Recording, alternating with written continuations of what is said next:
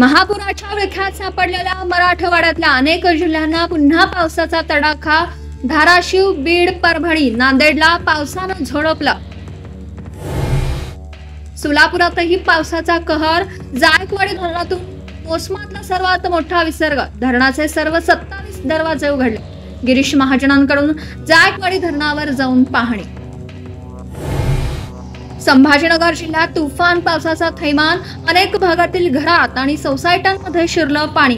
अनेक कंपन्यांमध्ये पाणी शिरल्याने कोट्यावधींच्या मशिनरीचं नुकसान।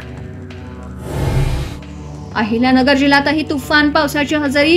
दसऱ्याच्या तोंडावर झेंडू फुलांचं पीक पाण्यात, शेतकरी हवालदिल। नाशिकच्या गंगापूर धरणातून पाण्याचा विसर्ग वाढवला। गोदावरी नदीत पूर परिस्थिती। मुसळधार पाऊस अद्यापही सुरूच। मराठवाड्यातील अतिवृष्टीचा मुख्यमंत्र्यांनी घेतला आढावा। फडणवीसांच्या नुकसानग्रस्त भागातील जिल्हाधिकाऱ्यांशी चर्चा। फील्डवर उतरून काम करण्याच्या स्पष्ट सूचना। मुंबई, पालघर आणि रायगड जिल्ह्यांना पावसाचा रेड अलर्ट। अनेक सखल भागात साचलं पावसाचं पाणी। वसई, विरार परिसरातही रस्त्यांना तळाचं स्वरूप। उद्धव ठाकरेंनी भेट दिलेल्या कुटुंबाला शिंदे सेनेची मदत। धाराशिवच्या इटकूर गावातील शिरसाट कुटुंबाला दिली जीवनावश्यक साहित्याची किट। टीका करताना संजय राऊतांची जीभ घसरली।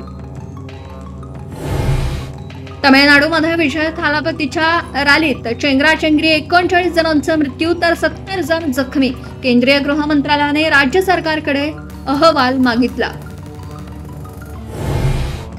चेंगराचेंगरीतील मृतांचा पार्थिव कुटुंबियांना सुपूर्द। मुख्यमंत्री स्टालिन यांच्याकडून कुटुंबियांना प्रत्येकी 10 लाखांची मदत जाहीर, तर विजयाकडून प्रत्येकी 20 लाखांची मदत देण्याची घोषणा। आशिया चषकाच्या फायनलमध्ये आज भारत पाकिस्तान। 41 वर्षांनी आमने सामने, तर सामन्यावर बहिष्कार टाका, उद्धव ठाकरेंचं आवाहन। बीसीसीआयच्या नव्या अध्यक्षांची घोषणा। मिथुन मनहास यांच्या खांद्यावर अध्यक्षपदाची धुरा, तर राजेश शुक्लांच्या गळ्यात उपाध्यक्षपदाची माळ।